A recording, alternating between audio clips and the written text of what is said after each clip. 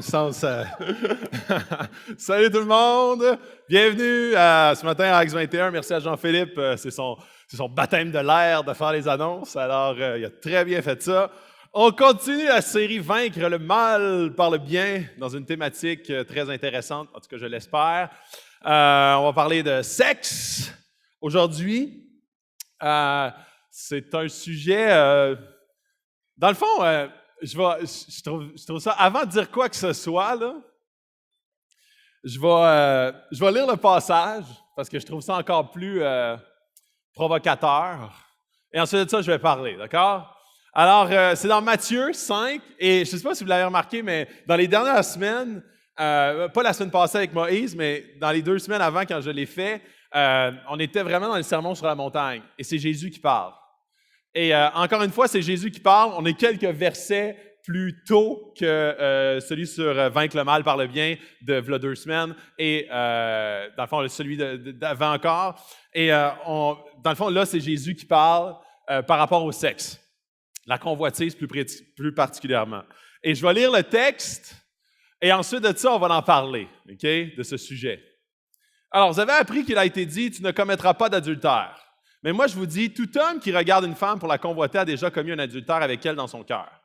Si ton œil droit te pousse à mal agir, arrache-le et jette-le loin de toi, car il vaut mieux pour toi subir la perte d'un seul de tes membres, que de te voir ton corps tout entier jeté en enfer. Et si ta main droite te pousse à mal agir, coupe-la et jette-la loin de toi, car il vaut mieux pour toi subir la perte d'un seul de tes membres, que de voir ton corps entier jeté en enfer. Tout simplement, encore une fois. Et je suis à peu près certain que plusieurs personnes ont déjà lu ce texte-là ou en ont déjà entendu parler.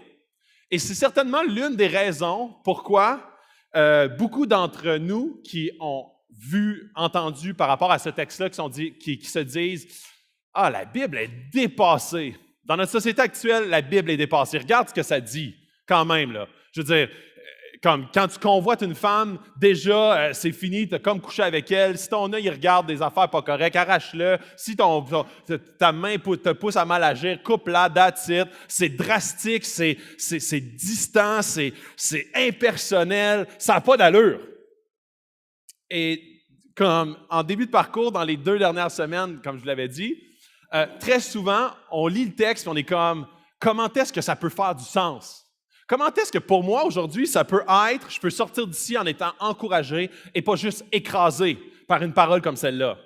Et c'est là que quand on va en profondeur, pas juste en superficie, dans ce que la Bible enseigne par rapport au sexe, quand on va en profondeur, parce que quand on va en superficie, avant de parler de la profondeur, quand on va en superficie, on a l'impression que la Bible parle du sexe comme quelque chose de sale, comme quelque chose de pas bon, quelque chose qu'il faut éviter à tout prix. Et c'est certainement l'une des choses qui a été le plus mal exploitée, mal compris à travers les dernières années par rapport à comment est-ce que souvent la religion a pris la sexualité en se basant sur certaines mécompréhensions de la Bible pour amener beaucoup de manipulation au sein de la population. Quand que je parle de manipulation, je peux parler comme quand il y a eu sous l'ère du Plessis, toute la non-contraception pour favoriser la colonisation. Quand on a parlé après ça, ou bien comme certaines religions qui disent c'est pas correct d'avoir une femme, d'avoir des enfants, d'avoir du sexe, et toutes ces limitations-là extrêmes ont amené éventuellement des déviances. Et là, c'est là où est-ce que dans notre société, étant donné qu'il y a eu beaucoup de contraintes pendant une longue période par rapport à la sexualité, il y a eu des énormes contraintes par rapport à cette thématique-là. On a vécu dans les années 70 ce qu'on appelle la liberté sexuelle. Où est-ce que là, c'est le retour du balancier, puis on est comme, OK, on a toujours limité la sexualité, on a toujours vu la sexualité comme quelque chose d'extrêmement négatif. Et là, on a dit, on ne veut plus rien savoir de ça, on s'en va à la liberté sexuelle qui est maintenant la sexualité, dans notre société, c'est vu comme ça, la sexualité est entièrement et uniquement un geste physique. C'est 2 individus physiques, biologiques, qui ont de la sexualité ensemble, des plaisirs, point final, rien d'autre d'intégrer. Et la problématique dans ces 2 visions-là, qui ne sont aucunement bibliques, ces 2 visions-là, c'est que la vision pour ces 2 visions-là n'est pas trop basse Elle n'est pas trop haute, mais trop basse de la sexualité. On ne reconnaît pas dans ces deux visions-là la puissance de la sexualité. On ne reconnaît pas la gloire de la sexualité et la puissance que ça peut opérer. D'un côté, on dit c'est juste une action physique et de l'autre côté, on dit c'est sale. Et des deux manières, la Bible n'est pas d'accord. Et aujourd'hui, ce que j'aimerais qu'on fasse, c'est qu'on aille de façon volontaire voir ce que la Bible dit et raconte sur la sexualité.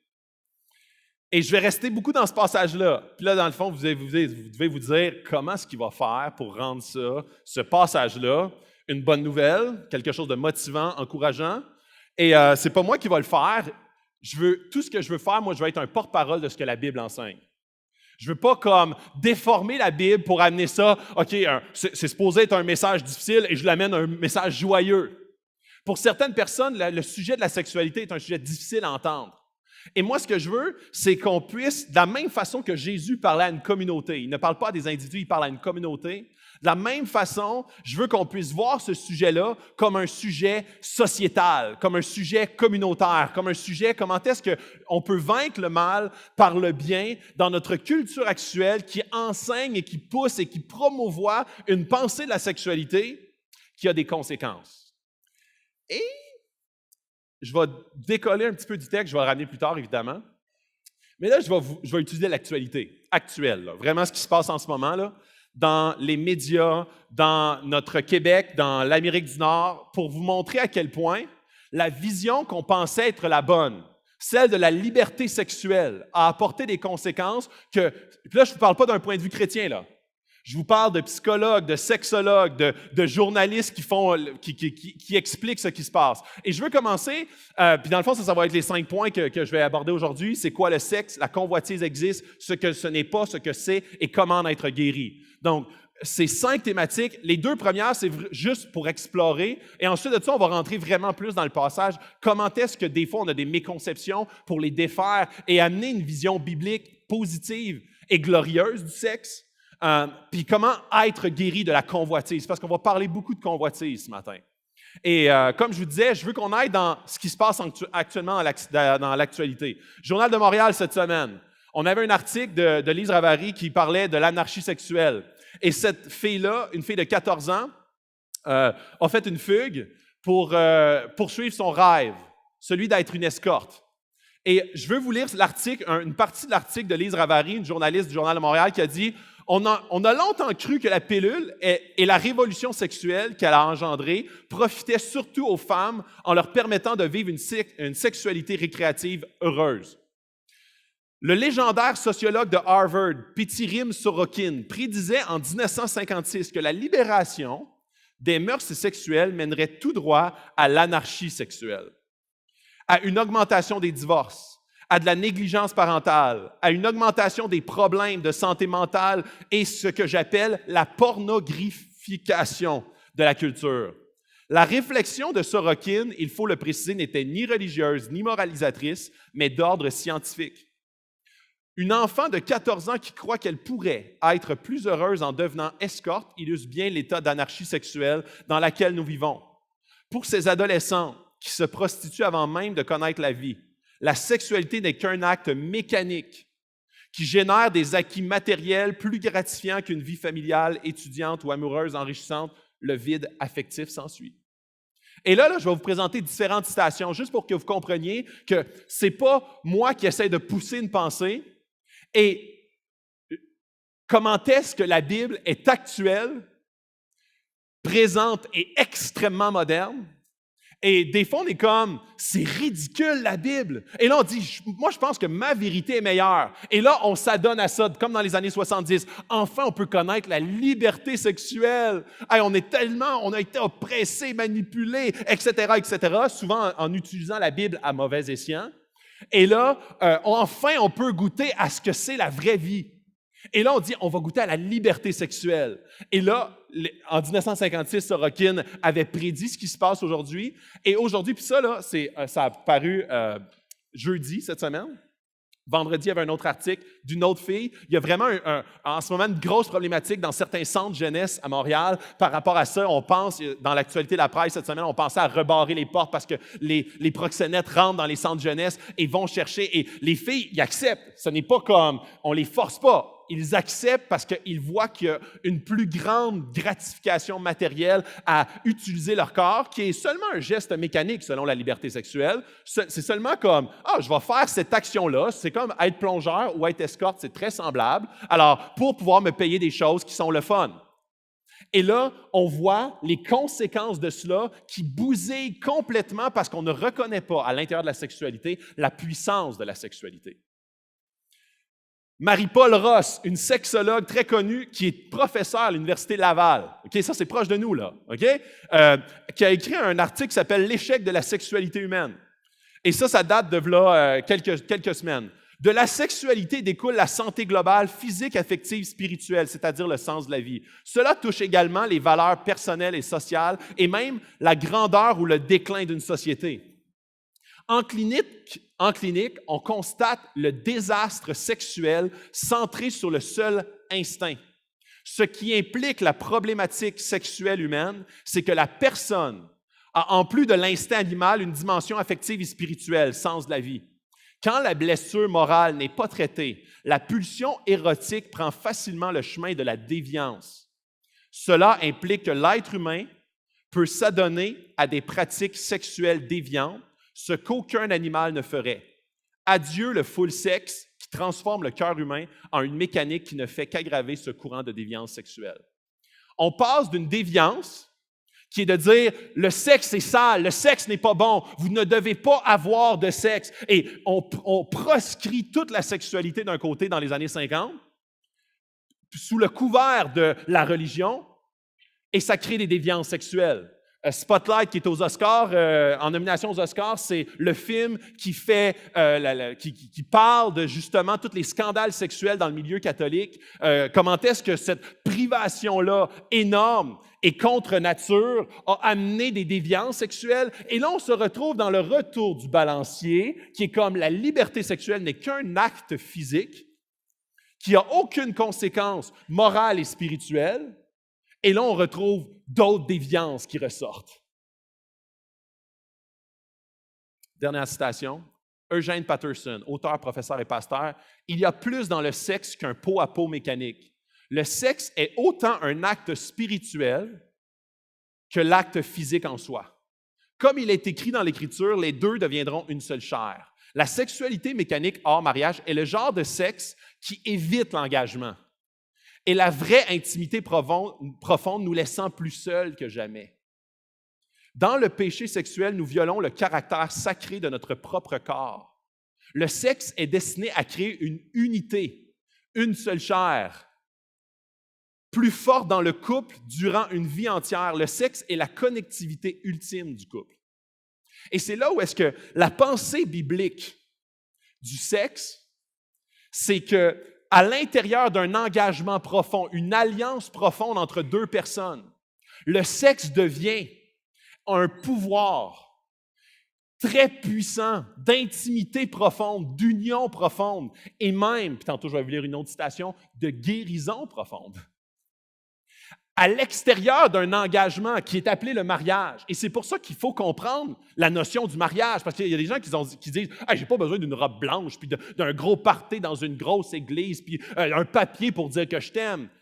Le mariage n'est pas seulement de dire « je t'aime », c'est de s'engager à dire « je t'aime » une vie durant. C'est l'alliance et l'engagement qui supportent cela.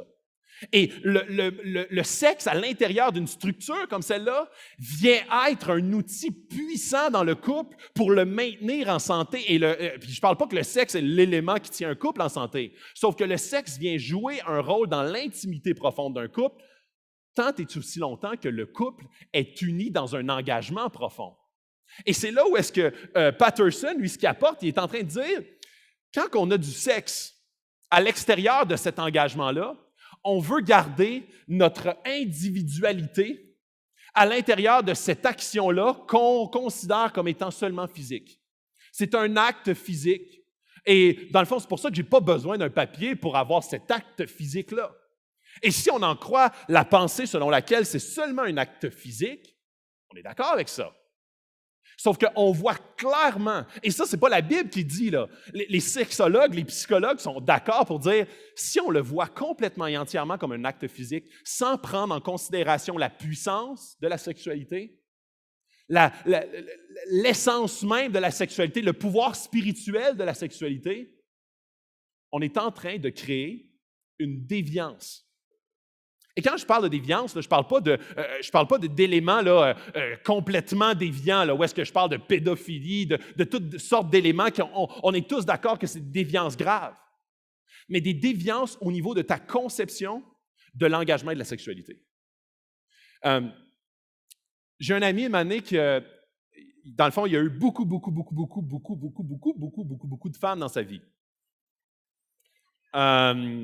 Beaucoup avec un grand B. Donc, il a eu de la sexualité avec plusieurs femmes dans sa vie. Et à un moment donné, il a dit, je veux plus ça.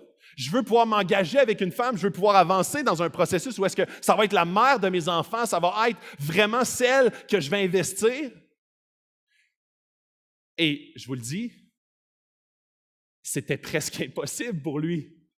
Parce qu'il est comme, je suis bousillé, je ne sais plus c'est quoi. Je ne sais même plus c'est quoi, je l'aime-tu ou je l'aime pas, j'aime-tu juste son corps ou j'aime toute sa personne. Puis après ça, il est comme, hey, elle, ça a l'air vraiment d'une bonne fille. Elle est intelligente, tout le kit. Fait qu'il l'a choisie pour ce qu'elle va y apporter. Et c'est ça que ça fait, la sexualité hors engagement. C'est que la sexualité est vue comme une action égocentrique. Les deux font l'action d'une façon égocentrique à leur apporter un plaisir. Et ça, ce que ça fait, c'est de négliger la puissance que cette action de sexualité-là a. Ce qui fait en sorte qu'après un certain moment, ça crée une déviance au niveau que la sexualité, ultimement, est un acte de don de soi et de service. Alors, quand tu rentres dans un engagement et tu essaies d'avoir cette pensée-là pendant que des années auparavant, la sexualité pour toi était seulement un acte physique de plaisance, comme prendre un café ou une bière, du sexe avec ça. Quand c'est vu de façon aussi légère, on néglige complètement l'aspect puissance de cette action-là qui fait en sorte qu'éventuellement, ça crée des déviances. Ça crée un bousillement au niveau de ce que la sexualité, la puissance de la sexualité est au plus profond.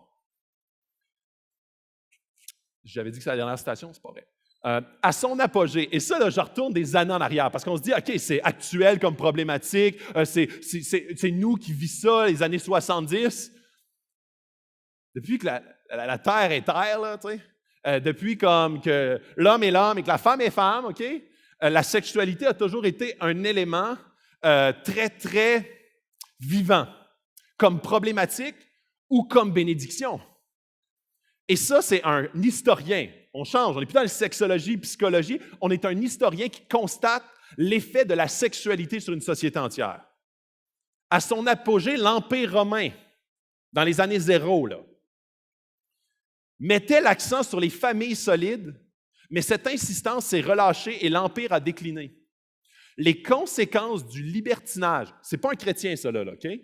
Du libertinage au sein du mariage, l'augmentation des divorces ainsi que la liberté et le laxisme grandissant dans le comportement moral des hommes et des femmes, tout cela a conduit à la perte de l'ancienne unité familiale dans laquelle était enraciné le meilleur du caractère romain et ultimement de la stabilité sociétale.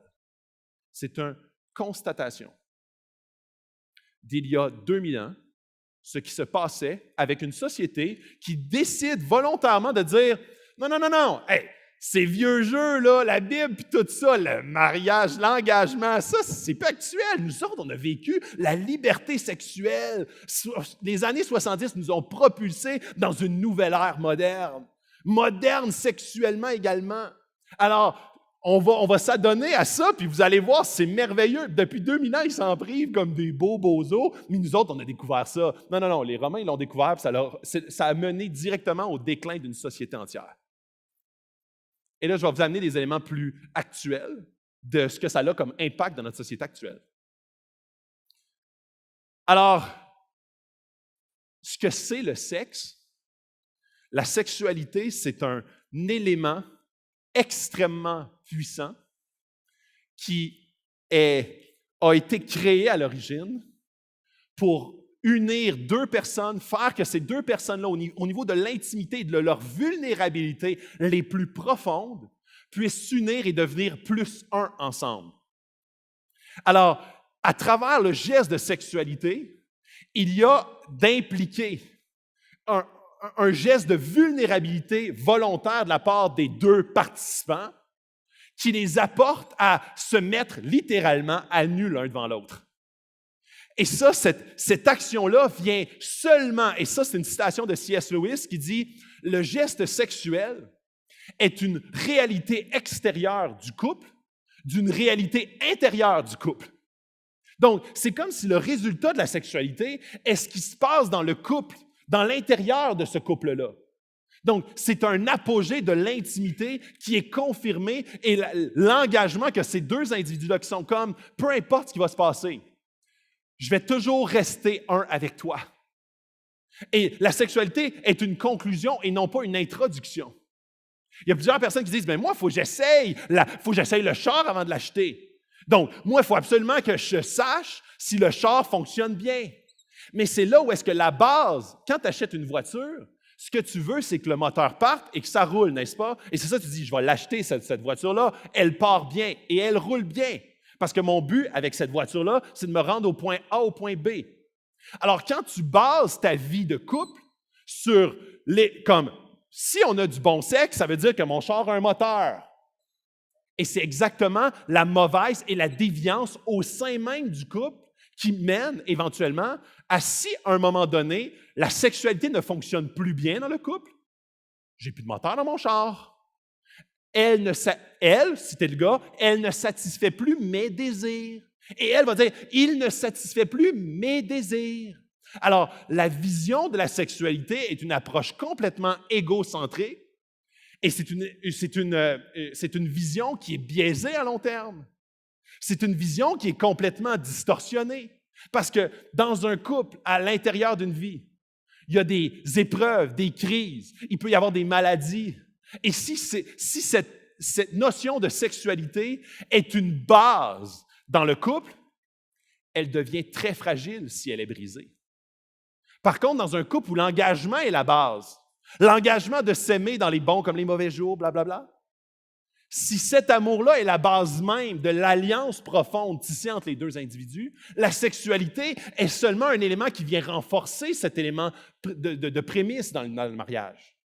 Et c'est là où est-ce que, des fois, dans notre société actuelle, on voit le mariage comme un ensemble d'éléments sociaux, où est-ce qu'il faut que ça se fasse dans une église, il faut que ça se fasse avec ce standard-là, une limousine, un photographe, il faut qu'on invite 300 personnes. Et souvent, cet élément-là devient davantage la barrière à vouloir aller de l'avant vers un mariage et l'engagement, et c'est ce que ça veut dire, le mariage, un engagement profond. Et non pas tout le flafla qui est autour.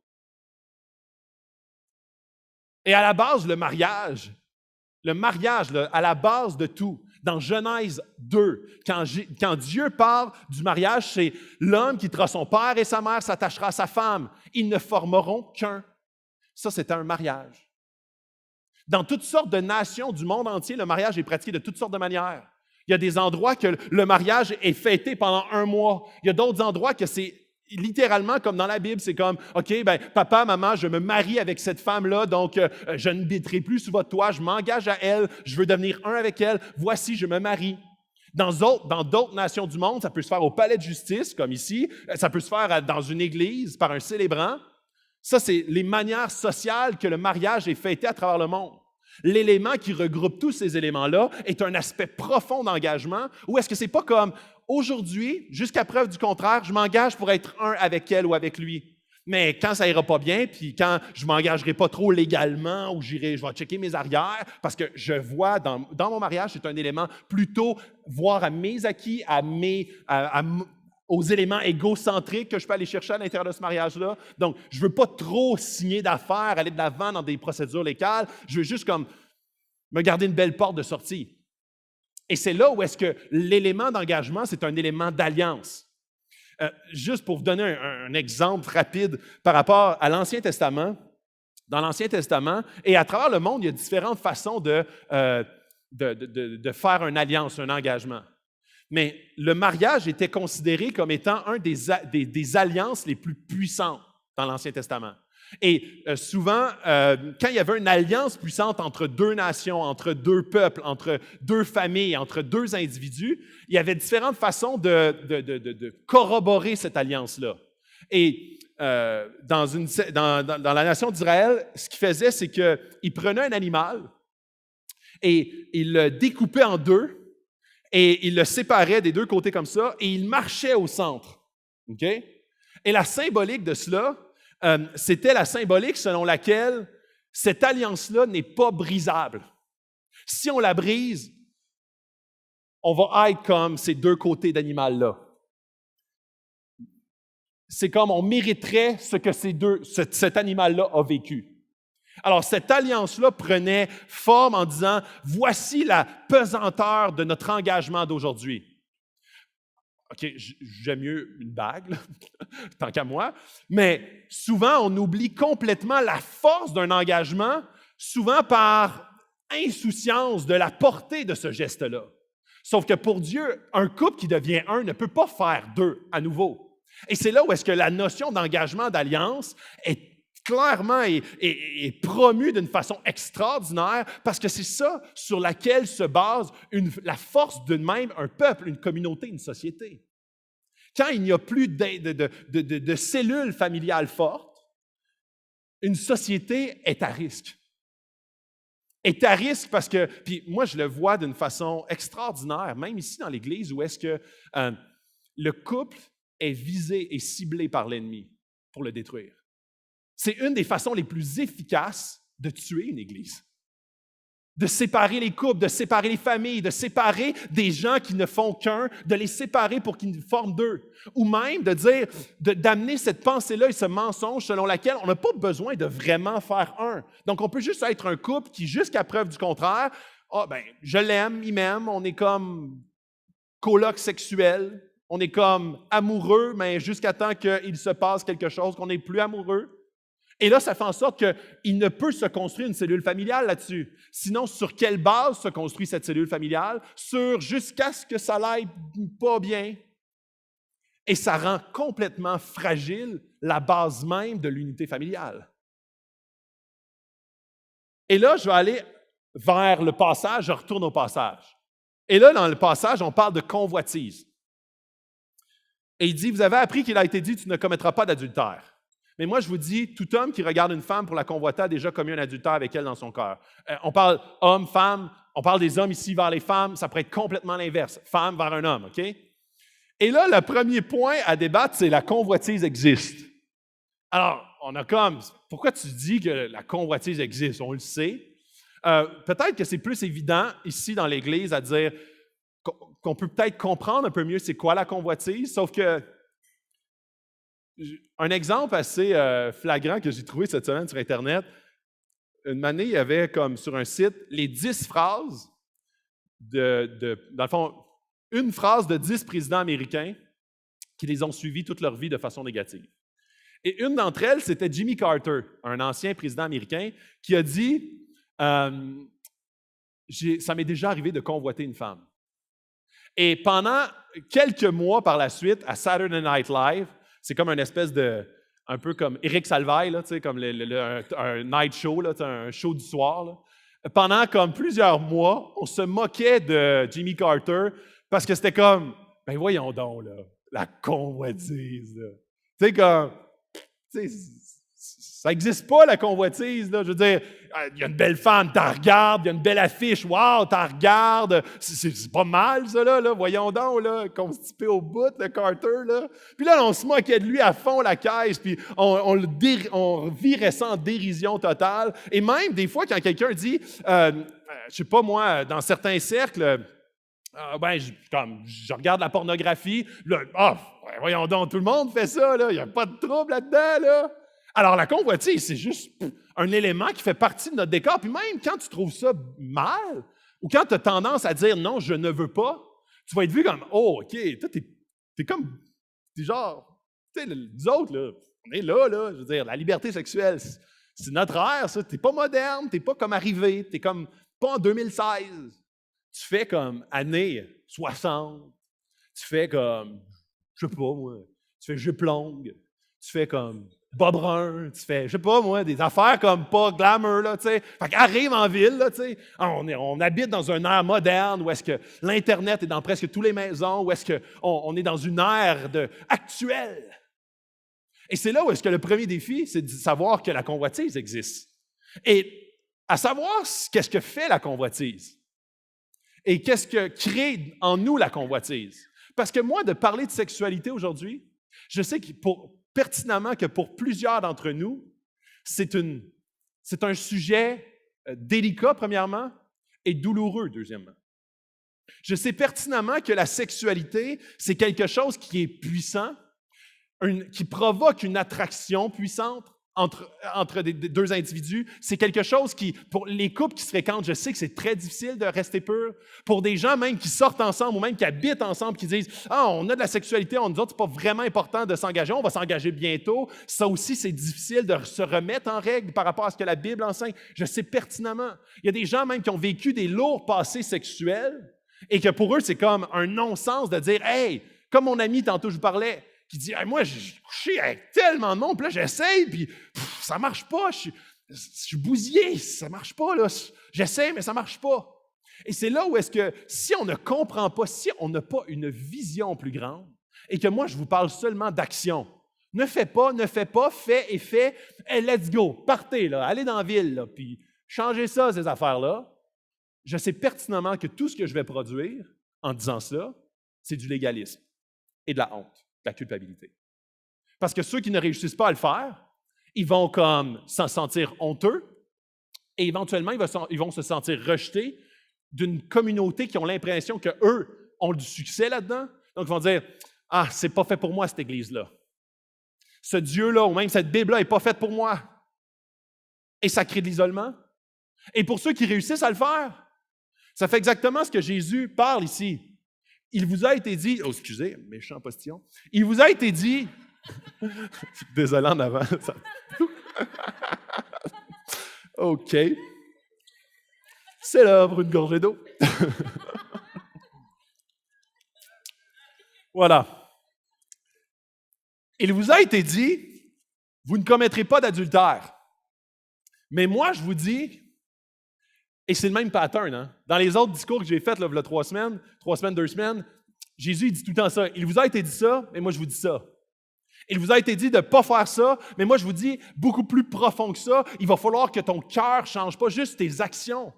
Parce que si tu changes tes actions, puis s'il y a des gens ici qui réussissent à dire « OK, il a dit de faire ça, il a dit de ne pas faire ça, alors je vais le faire, puis je réussis à le faire. » Ce que ça cause et ce que ça crée, c'est des légalistes. Des gens qui réussissent à faire les bonnes choses, mais qui peuvent à l'intérieur avoir un cœur complètement bousillé, mais que de l'extérieur, ils réussissent à sauver leur image. Et ce que Jésus dit, c'est « J'appelle mon peuple à quelque chose de beaucoup plus deep que seulement des actions extérieures. » Parce que sinon, ce que ça va créer, c'est une scission à l'intérieur même de mon Église. C'est une scission à l'intérieur des chrétiens qui, il y en a, ceux qui réussissent à le faire, ils vont dire, regardez ceux qui ne le font pas, ils vont dire, « Eh boy, c'est pas fort ça, pas fort. » Et ceux qui se sentent la honte et la culpabilité de ne pas le faire, ils vont dire, « Oh, pas pour moi cette Église qui juge là, pas pour moi l'Église, puis cette Bible-là, je me sens complètement dépassé. » Et il y a une scission, une fracture, une coupure qui se crée au sein même de l'Église. Et Jésus, quand il dit ça, il est en train de parler à sa communauté et c'est un message d'unification. C'est un message de vision plus grande par rapport à la sexualité et ce que ça implique. Mais moi, je vous dis, tout homme qui regarde une femme pour la convoiter a déjà commis un adultère avec elle dans son cœur. Et ça, je vais l'aborder un peu plus tard à ce que c'est la convoitise. Mais avant ça, je veux vous parler d'un article du New York Magazine qui vient encore une fois propulser ou amener l'idée que je parle depuis le début. New York Magazine, c'est pas chrétien, là. Le 3/4 des articles que je vous amène, là, c'est pas des chrétiens qui écrivent ça. Pour vous montrer à quel point c'est un point de vue détaché de quoi que ce soit de biblique, mais qui corrobore ce que la Bible enseigne. Et quand les gens disent « Ah, la Bible, c'est dépassé », Et que là, des gens, des spécialistes, des chercheurs, des professeurs, des psychologues, des sexologues qui disent on voit les contre-coups, les déviances qu'une liberté sexuelle a amenées et ça cause l'anarchie sexuelle. Et là, j'aurais pu aller dans des dizaines de statistiques que je peux vous partager, que j'ai lues cette semaine par rapport à cet élément-là que je vous partage. Je vous montre un point d'un iceberg incroyable. L'affirmation que le sexe entre deux adultes consentants est nécessaire pour la santé physique et psychologique est de plus en plus répandue dans notre ère moderne. Par contre, selon toute vraisemblance, la promiscuité sexuelle, largement répandue maintenant, donne naissance à des problématiques non soupçonnées au départ. Désillusion, maladie, amertume, blessures émotionnelles, famille brisée, carrière gâchée et perte de confiance sont tous des caractéristiques croissantes induites directement ou indirectement par une promiscuité sexuelle sous le couvert de la liberté sexuelle qu'on a enfin compris. On a enfin pu comprendre la vérité de comment ça marchait cette affaire-là. Peut-être la monogamie et le mariage n'étaient pas une si mauvaise idée après tout. Et quand je parle de monogamie, je ne parle pas tous en même temps, mais une après l'autre pendant une vie durant, ou un après l'autre durant une vie.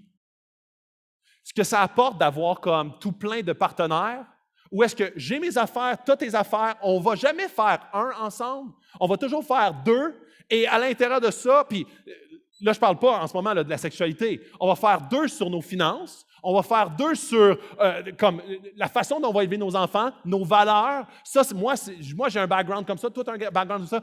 Moi, je vais me charger de cette partie-là, tu vas te charger de cette partie-là. On fait deux sur tous les aspects, incluant la sexualité, ou est-ce que la sexualité est pratiquée d'une façon égocentrique, ou est-ce que je vais chercher mon besoin sexuel d'une façon où est-ce que tu me sers. Et c'est là où est-ce que la base même de l'union n'est pas l'alliance et l'engagement, de faire un avec l'autre. Et je trouve ça, sa conclusion, qui dit peut-être la monogamie, le mariage, n'était pas une si mauvaise idée après tout. On retourne exactement à l'endroit où est-ce que la Bible nous amène continuellement et qu'on a l'impression que c'est dépassé. Je continue. Ce que ce n'est pas. Tout homme qui regarde une femme pour la convoiter a déjà commis un adultère avec elle dans son cœur. La convoitise n'est pas le désir sexuel. Et souvent, il y a des gens qui vont dire la Bible est comme contre la sexualité, est contre comme le désir sexuel, c'est sale. Et ce n'est pas vrai. Ce n'est pas vrai. Déjà dans Genèse 2, l'homme qui quittera son père et sa mère s'attachera à sa femme, les deux formeront un, OK? Ça implique le geste sexuel. Ensuite de ça, dans Genèse 3, on voit Adam qui voit Ève et qui fait « Wow boy! » Puis c'est le premier poète de l'histoire de l'humanité, OK? Puis qui commence à poétiser. Alors, ça, c'est pas comme juste acte sexuel entre deux personnes consentantes. Non, il a un désir sexuel qui se porte vers sa femme. Et là, je vais vous lire un passage de Cantique des Cantiques, et je vais peut-être donner le goût à plusieurs personnes de comme lire beaucoup Cantique des Cantiques, mais ta sœur, OK, Cantique des Cantiques 7, 8 à 11. Ta taille ressemble au palmier et tes seins à des grappes. Je me dis, je veux monter sur le palmier pour attraper ces grappes, que tes seins soient comme les grappes de la vigne, le parfum de ton souffle comme celui des pommes, et ton palais comme un vin excellent. Il coule aisément pour mon bien-être et glisse sur les lèvres de ceux qui s'endorment. Je suis à mon bien-aimé et son désir se porte vers moi. Est-ce que vous pensez que la Bible est contre le désir sexuel? Est-ce que vous pensez que la Bible est contre la sexualité? Est-ce que vous pensez que la Bible ne fait pas la promotion d'une sexualité au sein d'un couple qui fait un? Pas du tout. Elle est pour, elle l'encourage. C'est Dieu qui l'a créé, ce désir-là. Là. Yes, amen, brother. Alors, la conception selon laquelle, et parfois on utilise la Bible pour dire « ne faites pas et faites », sans donner la vision profonde de ce que c'est la sexualité et comment est-ce que Dieu l'a designé. Et ce que c'est. Là, on va vraiment plonger dans le passage. En effet, je vous le dis, si votre justice ne dépasse pas celle des spécialistes, et ça, là, il dit ça comme dans le verset 20, 8 versets auparavant. Jésus dit, si votre justice ne dépasse pas celle des spécialistes de la loi, et des pharisiens, vous n'entrerez pas dans le royaume des cieux. Puis on est comme, what? Hey, c'est du monde qui sont vraiment à cheval, ces principes, ils font tout, pas d'adultère, pas rien, là. Ils obéissent aux 10 commandements. Ce que Jésus est en train de dire, il est en train de dire, vous ne gagnerez pas votre ciel. Même si vous vous fouettez, vous vous auto-flagellez, vous cadrez d'une façon extraordinaire de l'extérieur, vous ne pourrez jamais gagner votre ciel. Premier point. Ensuite, il continue, il dit, vous avez appris qu'il a été dit. Même chose. Jésus est en train de parler de, la loi explique, voici ce que tu dois faire. Jésus dit, mais moi je vous dis, je ne veux pas seulement un peuple qui ne fait pas. Je veux un peuple qui a un comportement transformé par son cœur qui est transformé. Grosse nuance.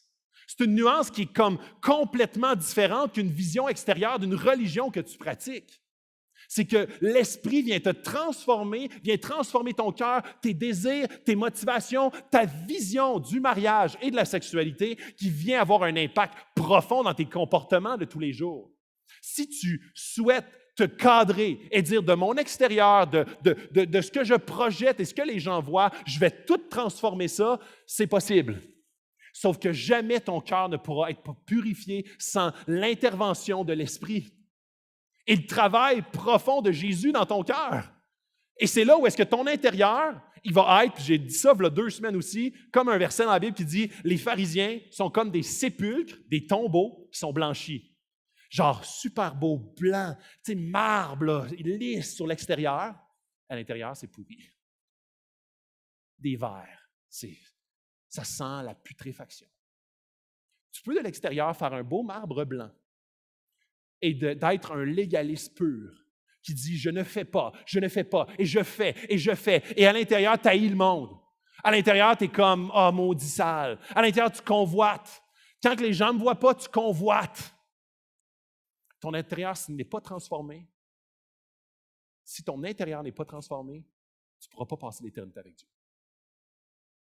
Parce que c'est seulement, tu sais, quand Jésus, puis ça c'est une parole qui est comme destroy, là, mais quand Jésus dit « Je suis le chemin, la vérité et la vie, nul ne va au Père que par moi », les gens font « C'est dur ce que tu dis. Tu veux dire que tu es la seule solution? » Jésus dit « Oui. Et elle est gratuite. » Mais moi, je vous dis, tout homme qui regarde une femme pour la convoiter a déjà commis un adultère avec elle dans son cœur. 2 mots ici qui sont très importants, 2 principes que Jésus amène. Et tout homme qui regarde une femme, il y a le premier aspect que Jésus parle, c'est l'aspect impersonnel. Une femme. Donc, on ne mentionne pas ou on ne fait pas allusion ici au fait que si un homme regarde une femme mariée, là, il n'est pas correct parce qu'elle est déjà prise. Ou si je sais pas moi, dans un couple marié, le gars, il regarde une fille, là, il n'est pas correct. Il fait mention seulement d'une femme, dans le sens que c'est impersonnel. Tu as un regard impersonnel sur une femme. Femme-homme, / pour la convoiter. Et la convoitise, OK, nous autres, dans notre tête, c'est un mot qu'on utilise très rarement dans notre ère, mais la convoitise fait allusion au fait que tu regardes, la convoitise, ce n'est pas juste pour les femmes, les hommes, la sexualité, tout ça. La convoitise, c'est que tu désires quelque chose parce que tu as l'impression que ça va t'apporter un bonheur qu'en ce moment, tu ne bénéficies pas. La convoitise fait allusion à l'objet de l'adoration d'une chose que tu regardes. Donc, tu es comme, si je pourrais toucher à ça, là, enfin, je mettrais la main sur qu'est-ce qu'il me manque. La convoitise est l'objet de l'adoration que tu recherches. Et c'est là où est-ce que, pour X raisons, la convoitise peut prendre place.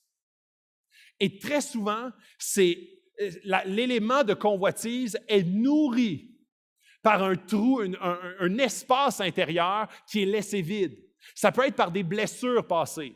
Ça peut être par une vision distorsionnée présente de la sexualité du mariage. Mais la convoitise, c'est un objet d'adoration que tu convoites pour dire « Enfin, je vais atteindre un bonheur avec ça. » Et très souvent, quelqu'un qui est célibataire va regarder une femme et va dire « Si enfin je pourrais être marié, ma vie serait plus facile. » Et d'autres qui sont mariés, qui sont comme « Si je pouvais être avec une autre femme ou un autre homme, il me semble qu'il prendrait mieux soin de moi. Enfin, je pourrais comme être valorisé comme je mérite d'être valorisé. » Et la convoitise, c'est comme l'objet d'adoration d'une chose qui est extérieure, qui est impersonnelle, pour laquelle tu penses que ça va combler le besoin que tu es atrocement à la recherche. Et comme les psychologues, sexologues l'ont mentionné depuis le début, la sexualité sans engagement est puissante, mais vient produire, à cause qu'elle est puissante, vient produire un vide incroyable. Pourquoi?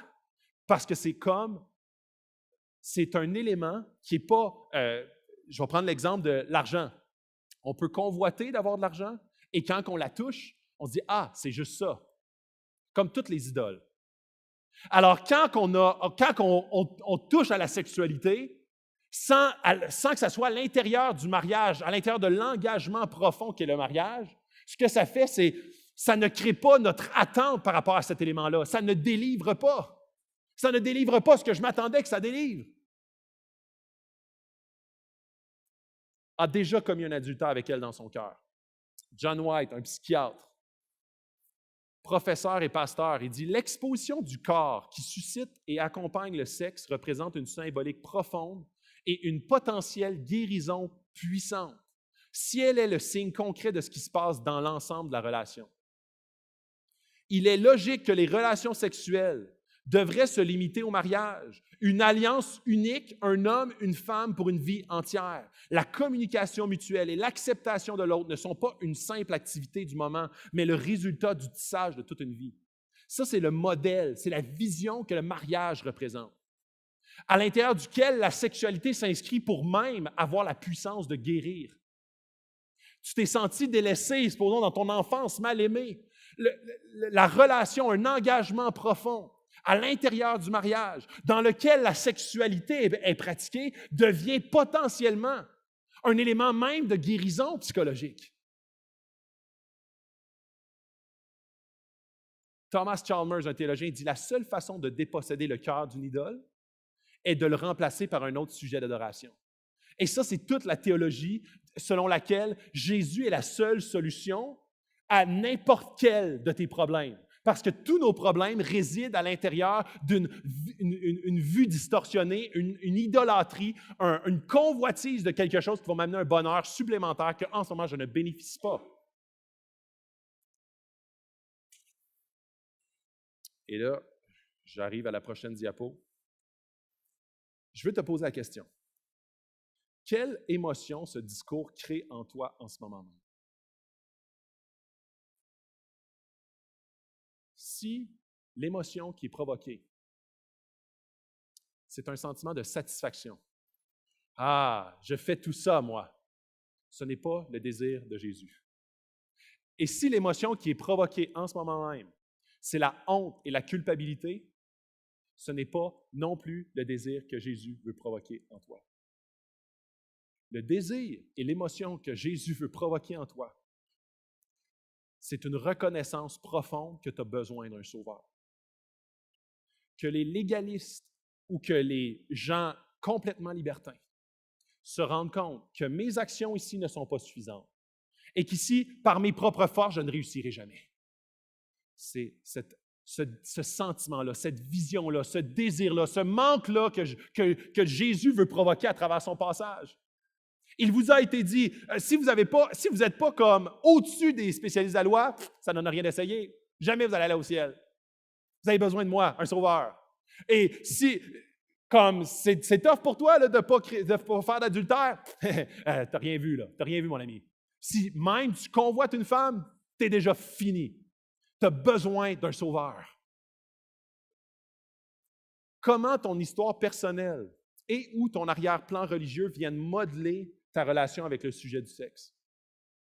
Des fois, à cause de nos blessures passées, on peut avoir une relation distorsionnée avec la sexualité où est-ce qu'on essaie de compenser quelque chose qu'on n'a pas reçu.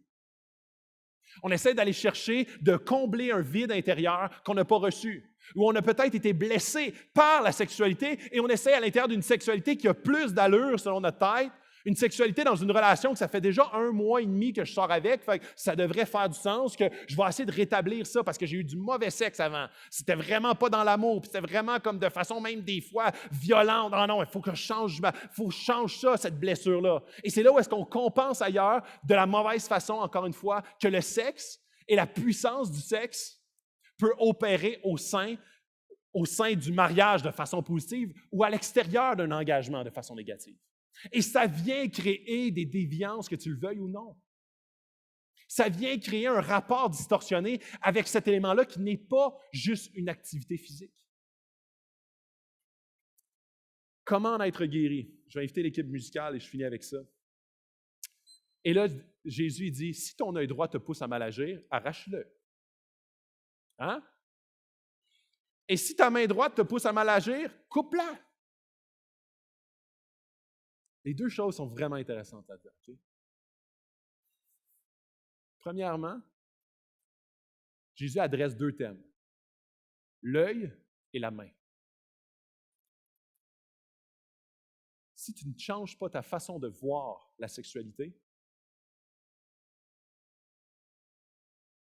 jamais, jamais, jamais, tu peux même souhaiter avoir un changement de vie, de comportement. Il faut que notre regard change complètement. Sinon, c'est impossible. Si ton œil n'est pas complètement transformé à la façon dont tu vois la sexualité, et peut-être qu'en ce moment, tu as une vision distorsionnée, Jésus seul peut te donner une vision juste de la sexualité, te donner une vision plus grande, dans laquelle la sexualité va être un élément puissant, bénéfique, glorieux à l'intérieur d'un engagement puissant entre toi et ta femme, ou ta femme et ton mari. Alors, c'est là où est-ce que le premier élément, c'est on doit absolument et impérativement avoir un nouveau regard sur la sexualité si on veut souhaiter. Et là c'est un élément qui griche pour plusieurs personnes. C'est quoi l'enfer? Ah, c'est même plus actuel, ça! Et ça, c'est intéressant parce que Jésus utilise le mot GN à cet endroit-là. Nous autres, en français, on écrit enfer, là, mais il dit entier jeté à la GN. Et la GN était c'était comme notre dépotoir de Sherbrooke, là. C'était la même chose à Jérusalem. C'était le dépotoir de Jérusalem. Et le dépotoir de Jérusalem brûlait continuellement. Il brûlait parce que dans le fond, il y avait toujours, pour éliminer les déchets, il brûlait à l'année longue, OK?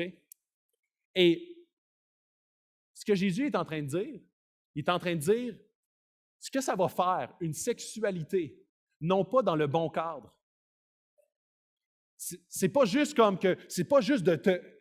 Quand Jésus parle de la sexualité, comme tout l'élément de convoitise, la sexualité déplacée commence souvent avec la convoitise. Quand Jésus parle de l'élément sexuel, il dit, si tu n'as pas un regard complètement transformé sur la sexualité, ce que ça va créer en toi, c'est un sentiment d'échec. C'est d'une déviance totale. Depuis tantôt, je vous lis des citations. Hein? Un des éléments qui revient dans presque toutes les citations que je vous ai lues, c'est comment est-ce que ce que ça crée, c'est d'une souffrance intérieure profonde, une détresse psychologique profonde, parce que le sexe ne délivre pas. Je pensais que ça allait m'apporter et ça ne m'apporte pas. Et ce que ça crée, c'est que tu as l'impression de faire un dans ce moment-là avec une personne et après ça, tu te sens infiniment seul. Et tu te sens comme un déchet. Et quand, supposons, pendant 2, 3, 6 mois, tu as eu une relation avec la sexualité et une année, ce gars-là t'a laissé tomber, tu te sens comment? Un déchet. Et vice-versa, si tu es un homme, puis une année, ta blonde t'a laissé, puis tu as eu de la sexualité, tu avais l'impression de faire un dans ces moments-là, tu te sens comment? Un déchet. C'est toi-même que ça vient détruire.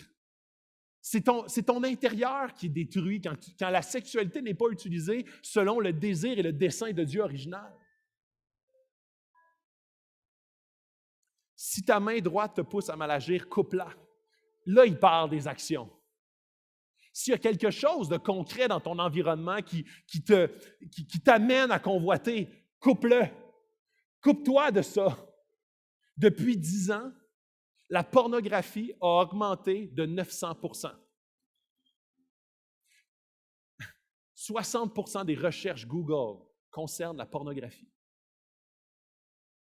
Comme on ne s'en va pas dans une direction positive par rapport à la convoitise. Et ce que ça crée, ça ne crée pas une société en santé. Ça crée une société complètement bousillée qui se sent dans l'AGN, qui les mène à l'AGN, qui les mène à se sentir des déchets parce que la raison pour laquelle Dieu les a créés est avec un désir et une sexualité épanouie entre deux êtres humains qui fait en sorte de les conduire de plus en plus à faire un ensemble, n'est pas utilisé de la bonne façon, qui fait en sorte de créer un sentiment d'échec, qui les fait sentir comme des déchets. Et c'est pas moi qui le dis, là. Sexologue, psychologue, je le répète depuis le début, là. Je voulais vraiment vous amener à un côté où est-ce que je ne veux pas essayer de pousser mon affaire. Je veux qu'on constate ensemble l'échec que quand l'être humain dit « Moi, j'ai la façon de penser, puis Dieu s'est trompé depuis comme tout le temps qu'il a écrit la Bible, il s'est trompé. Moi, j'ai trouvé la bonne façon de faire. » Et quand on s'adonne à ça, voici le résultat. Aujourd'hui, en 2016, notre société est bousillée de plus en plus. L'hypersexualisation, la pornographie qui augmente en flèche, des couples, des familles brisées, l'identité sexuelle des gens est bousillée, est en augmentation flagrante. Et on dit, OK, avant, il n'y avait pas le droit de dire non. C'est parce qu'on ne sait plus où se rattacher pour une sexualité épanouie. C'est exactement ce que la Bible enseigne. Il dit, quand quelqu'un s'adonne à juste s'adonner à sa déviance qui naît, sky's the limit.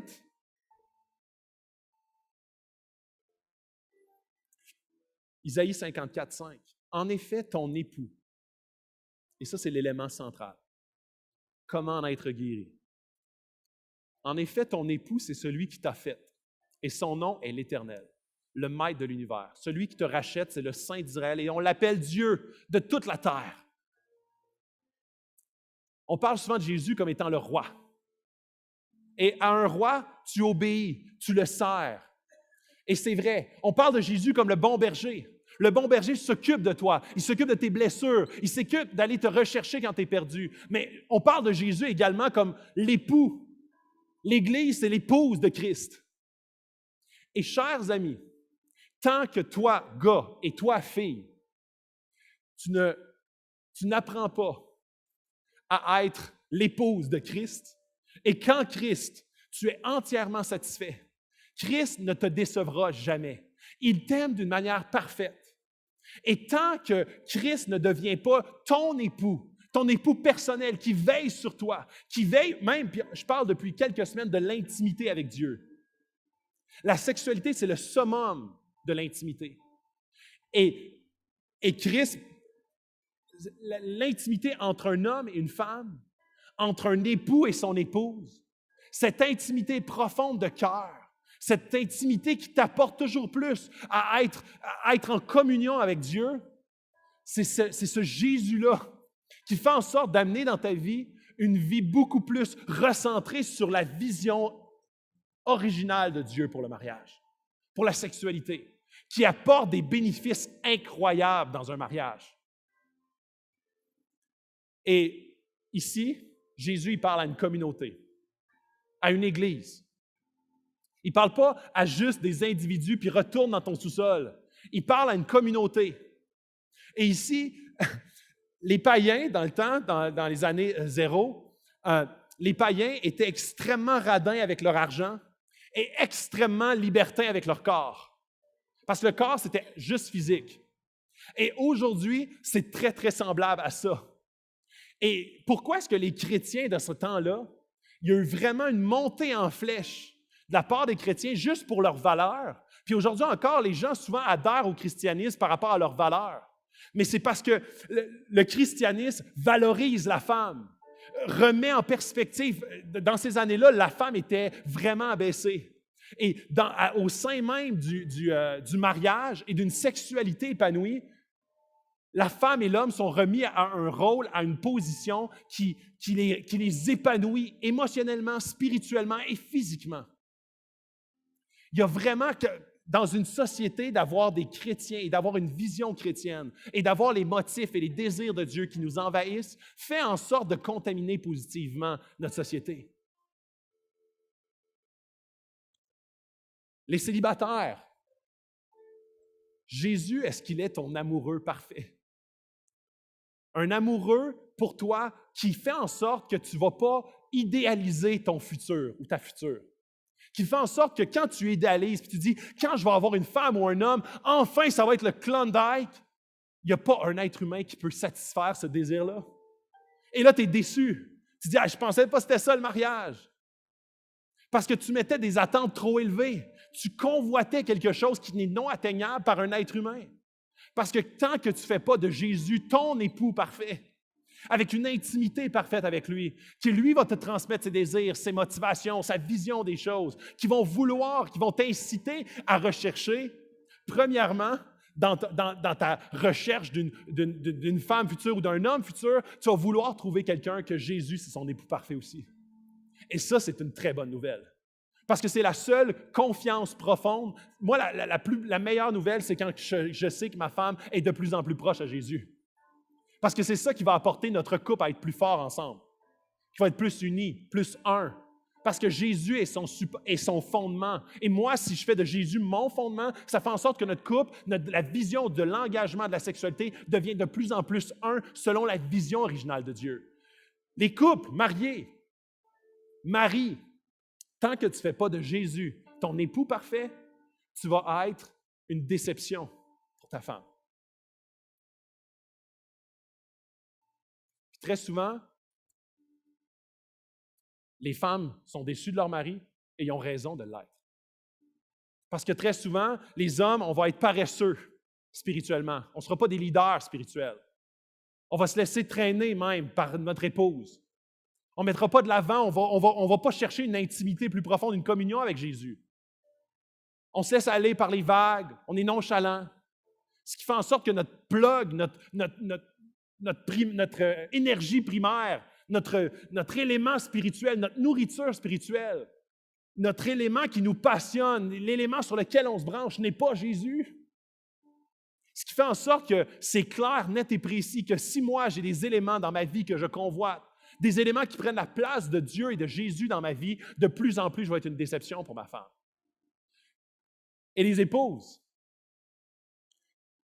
dans les années 70, dans les années 50 particulièrement, où est-ce que l'homme oppressait beaucoup la femme, il y a eu une montée du féminisme, où est-ce que le féminisme était enfin la libération de la femme, où est-ce que enfin les hommes ne nous oppresseraient plus. Et on est arrivé, on a juste échangé un idole pour un autre. La solution est la même que toutes les deux autres. La solution est de faire de Jésus ton époux parfait, parce que lui seul ne te décevra pas. Lui seul va t'accorder un amour, il va te chérir, il va prendre soin de toi. Il va t'entourer par derrière, par devant. Il va faire en sorte que tu vas être capable d'affronter les circonstances de la vie parce que ta première plug est branchée sur Jésus lui-même, qui lui est l'époux parfait.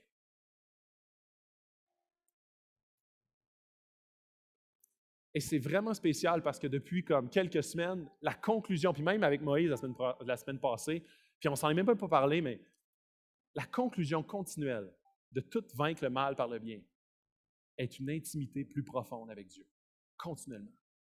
Une recherche incessante de Jésus qui prend une place plus profondément dans ma vie. Ça va m'apporter une vision changée, non de manière mécanique, mais organique. Ça va m'apporter d'être complètement renouvelé, non d'une manière auto-flagellante, mais d'une manière divine. Ça va faire un travail que je n'aurais jamais pu opérer seul. Dans le mois de mai et le mois de juin, on va faire une série de 8 semaines sur le mariage, le couple, la sexualité et le célibat. On va faire une série de 8 semaines parce que ce que je vous ai dit au début, je le crois fermement, que l'ennemi s'attaque prioritairement aux couples, aux familles. C'est une institution qui est mise à mal. Et l'ennemi target, il vise, c'est sa cible numéro 1. Et je crois fermement qu'en tant qu'Église, on doit se lever, on doit prier, on doit demander une intervention divine pour que cette protection sur les couples, sur les familles, sur les mariages, sur les célibataires soit mise parce que c'est en train de venir contaminer, c'est en train de venir détruire une Église qui veut naître, une Église qui veut être attachée à Dieu. Mais la société est tellement bousillée dans sa vision de la sexualité, du mariage, de l'union familiale, que c'est très difficile de ne pas être nous-mêmes brisés à travers ces mensonges-là qui s'infiltrent. Et durant tout le mois de mai, de juin, on va vraiment aller de l'avant avec une série profonde sur le mariage, avec un outil, un livre qu'on va pouvoir mettre à disposition de toute l'Église. Parce que je pense vraiment qu'à travers un mariage fort, à travers des couples forts, à travers des familles fortes et une vision pour les célibataires, Dieu peut travailler d'une manière incroyablement puissante pour changer Sherbrooke, changer notre Église, changer nos cœurs.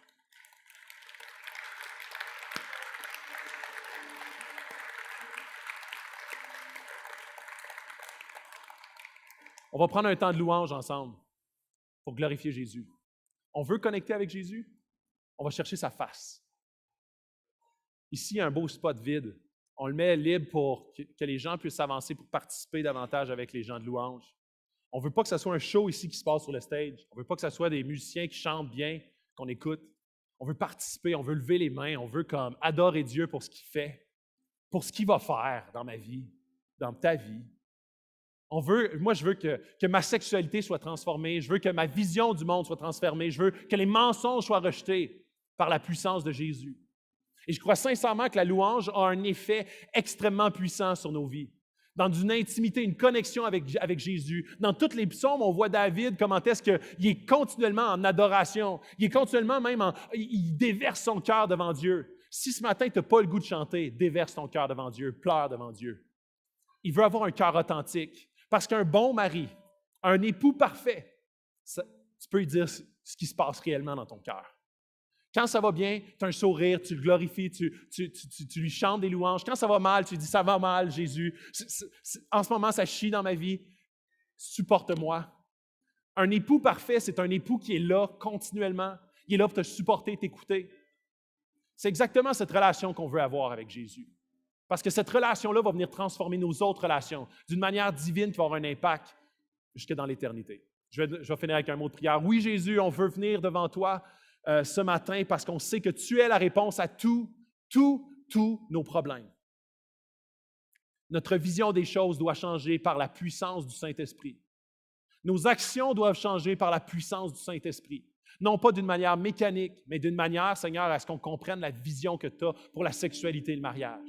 Seigneur, on te demande une prière particulière, une onction particulière pour les couples, les familles, les célibataires dans cette Église, Seigneur. On veut que tu les protèges, on veut que tu éloignes l'ennemi, les mensonges qu'ils soient mis à mal, Seigneur, dans nos vies, parce qu'on veut avoir la vérité, ta vérité, la vérité qui ne change pas d'hier à aujourd'hui. Tu es le même et tu te glorifies de la même façon. Et ce matin, on veut t'adorer parce que tu en es digne. On te prie toutes ces choses dans le nom puissant de Jésus-Christ à la croix. Amen.